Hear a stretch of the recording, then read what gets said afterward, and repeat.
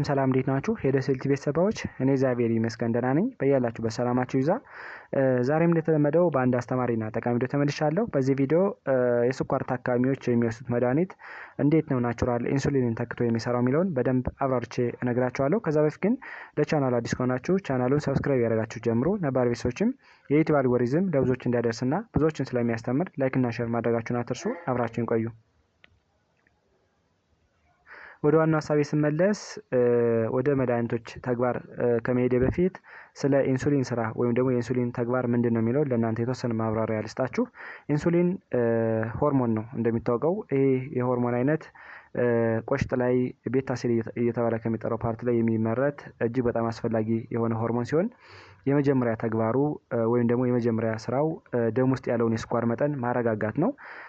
በተለይ ሴሎቻችን የሚያስፈልገውን ግሉኮስ ከተጠቀሙ በኋላ ኤክስትራ የሆነ ግሉኮስ ወይም ደግሞ ተጨማሪ የሆነ ግሉኮስ በሚኖርበት ጊዜ ወደ ጡንቻና ወደ ጉበት ሂዶ እንዲጠራቀም ያደርጋል ማለት ነው። ኢንሱሊን ይሄ ሂደት ግላይኮጅን የተባለ ይጠራል። ይሄ ግላይኮጅን ስቶሬጅ ፎርም ኦፍ ግሉኮስ ሲሆን በተለይ ሴሎቻችን ሌላ ጊዜ ኢነርጂ በሚያጥርባቸው ሰዓት እና ኢነርጂ በሚፈልጉበት ጊዜ ብሬክ ዳውን እያደረገ ሰውነታችን እንዲጠቀም ኢንሱሊን ትልቅ ተግባር አለው ማለት ነው። ከዚህ በተጨማሪ ኢንሱሊን ሰውነታችን ፕሮቲንን፣ ካርቦሃይድሬትን እና ቅባትን ወይም ደግሞ ፋትን በአግባቡ እንዲጠቀም ያደርጋል ማለት ነው። በተለይ እንደሚታወቀው የመጀመሪያው ኢሚዲየት ሶርስ ኦፍ ኢነርጂ የሚባለው ካርቦሃይድሬት ነው ወይም ደግሞ ግሉኮስ ነው።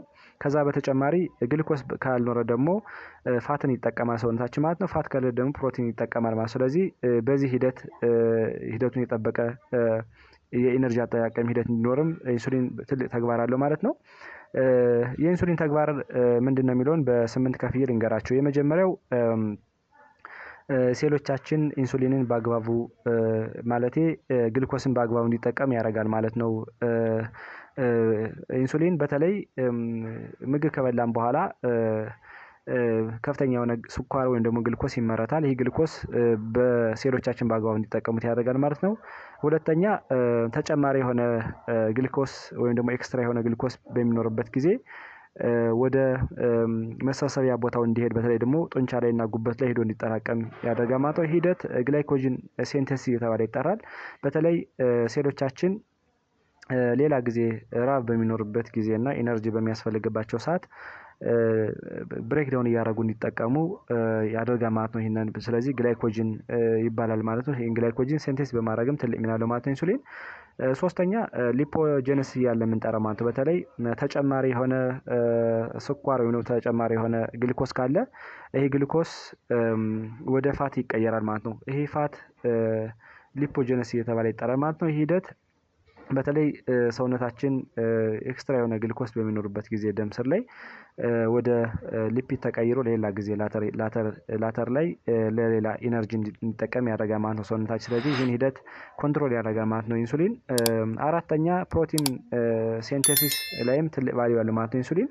በተለይ የተለያዩ ቲሾቻችን ፕሮቲንን ሰንተሳይዝ እንዲያደርጉ በተለይ ደግሞ ሰውነታችን እንግዲህ የተሰራው ከፕሮቲን ነው። ስለዚህ ፕሮቲን ሴሎቻችን በአግባቡ ፕሮቲን እንዲጠቀሙ ያደርጋል ማለት ነው።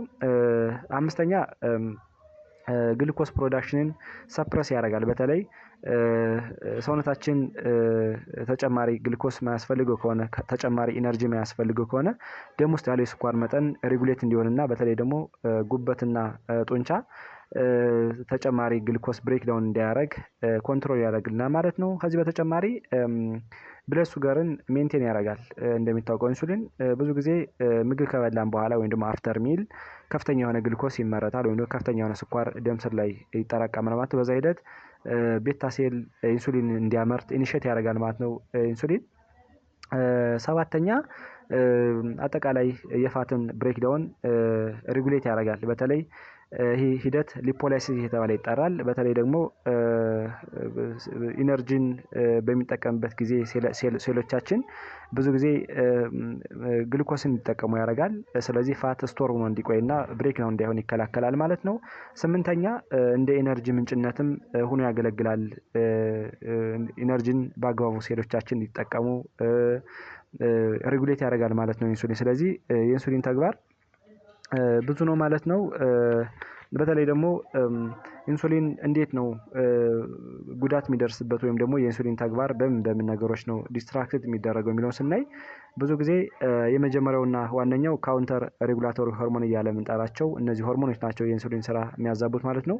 በተለይ ደግሞ ኢንሱሊን በአግባቡ ስራውን እንዳይሰራ ሬዚስታንስ ይፈጥራሉ ማለት ነው። በተለይ ደግሞ እንደ ግልካጎን፣ ግሮዝ ሆርሞን፣ ካቴኮላማይን እና ሌሎች የሆርሞን አይነቶች ኢንሱሊን ተግባር ተቃራኒ ናቸው ማለት ነው። እነዚህ ሆርሞን በከፍተኛ ደረጃ ደም ስር ላይ በሚጨምሩበት ጊዜ የኢንሱሊን ስራ ይስተጓጎላል ማለት ነው። በዛ ሂደት ኢንሱሊን ሬዚስታንስ ይፈጠራል ማለት ነው። ኢንሱሊን ሬዚስታንስ ሲፈጠር ታይፕ 2 ወይም ደግሞ አይነት 2 ለስኳር በሽታ በቀላሉ ሰዎች እንዲጠቁ ያደርጋል ማለት ነው።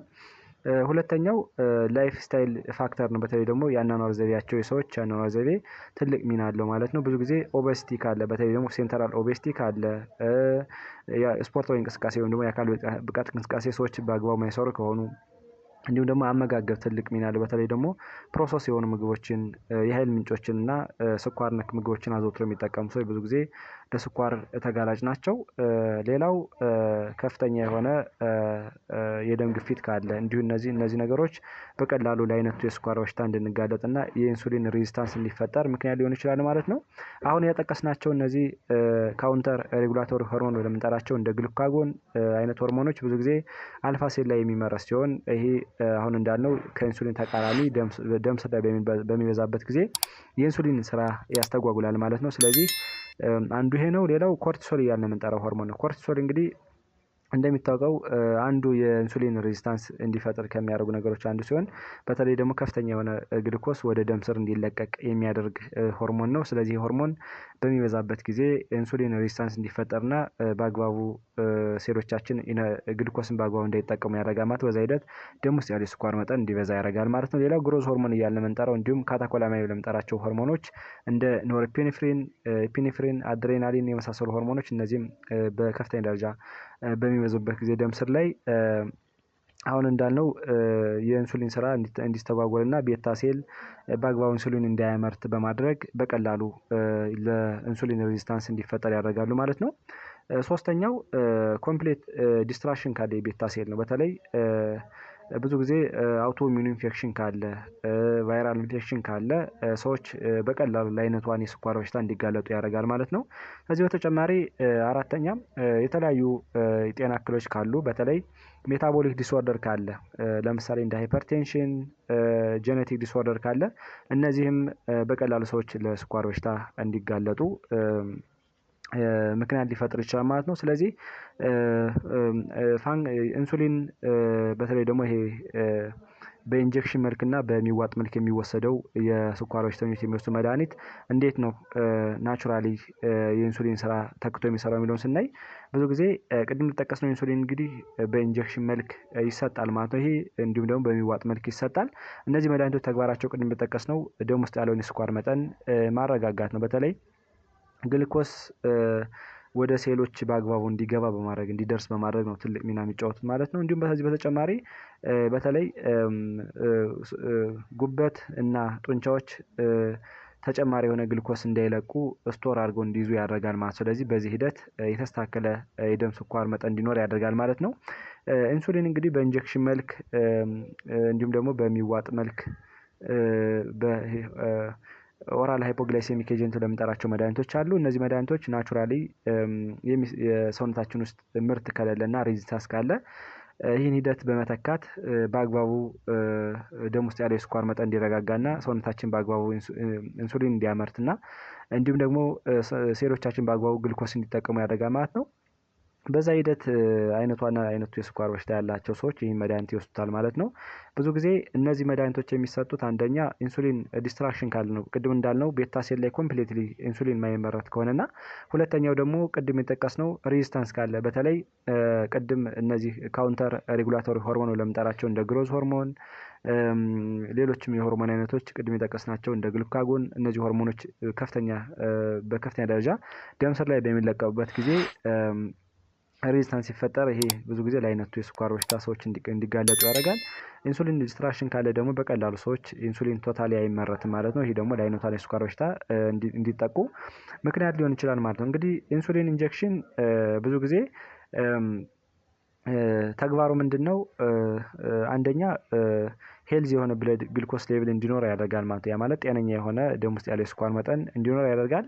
ሌላው ደግሞ አኪዩት እና ክሮኒክ ብለን የምንጠራቸውም ደግሞ በተለይ ደግሞ ኢሚዲየት አጣዳፊ የሆኑ የስኳር ችግሮች እንዳይፈጠሩና ክሮኒክ የሆኑ ወይም ደግሞ የዘገዩ የስኳር ችግሮች እንዳይፈጠሩ መከላከል ነው ማለት ነው ዓላማው። በተለይ ደግሞ የስኳር በሽታ በሚኖርበት ጊዜ አይን ላይ እንዲሁም ደግሞ ልብ ላይ፣ ኩላሊት ላይ እንዲሁም ደግሞ የነርቭ ስርዓትን አጠቃላይ ያዛባል። ሌላው ደግሞ ስትሮክ እያልን የምንጠራቸው ችግሮች እንዳይፈጠሩ ነው ይህ መድኃኒት በአግባቡ የሚሰጠው ማለት ነው። ስለዚህ ሰዎች ይህ መድኃኒት ሲወስዱ ናቹራሊ የሚሰጥ ሰውነታችን የሚያመርተውን ኢንሱሊን ተክቶ እንደሚሰራ መገንዘብ አለባቸው ማለት ነው።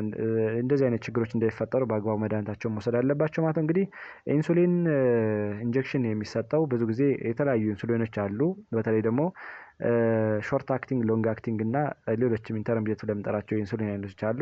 ይህ የሚሰጠው ቤዝድ ኦን እንደ ሰው ኮንዲሽን ነው። በተለይ ይህ መድኃኒት የሚሰጠው አንደኛ አይነቷን የስኳር በሽታ ያላቸው ሰዎች ይወስዱታል።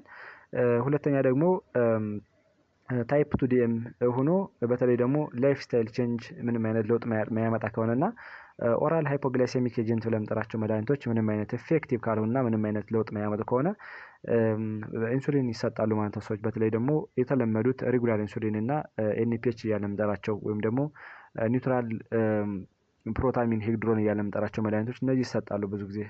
ስለዚህ እነዚህ መድኃኒቶች በሚወስዱበት ጊዜ አሁን እንዳልነው ናቹራሊ ያለውን የኢንሱሊን መጠን ተክተው ይሰራሉ ማለት ነው። ሁለተኛው ኦራል ሃይፖግላይሴሚክ ኤጀንት ለምንጠራቸው ድረጎች አሉ። እነዚህ ድረጎች ብዙ ጊዜ የሚሰጡት ለአይነት ቱ የስኳር በሽታ ሲሆን ብዙ ጊዜ እነዚህ መድኃኒቶች በተለይ ደግሞ በሚዋጥ ይሰጣሉ ማለት ነው። እንደ ሚትፎርሚን፣ ግሊቢንክላማይድ የመሳሰሉ እነዚህ መድኃኒቶች ተግባራቸው ቅድም እንዳልነው ናቹራሊ የደም ውስጥ ያለውን የስኳር መጠን ማረጋጋት ነው ማለት ነው። እንዲሁም ደግሞ ከዛ በተጨማሪ በተለይ ደግሞ ኢንሱሊን የስኳር በሽታን ተከትሎ የሚመጡ ችግሮች እንዳይከሰቱ በማድረግ እና በመከላከል ደረጃ ትልቅ ሚና አላቸው ማለት ነው። ስለዚህ በዚህ መሰረት እነዚህ መድኃኒቶች ይሰጣሉ ማለት ነው።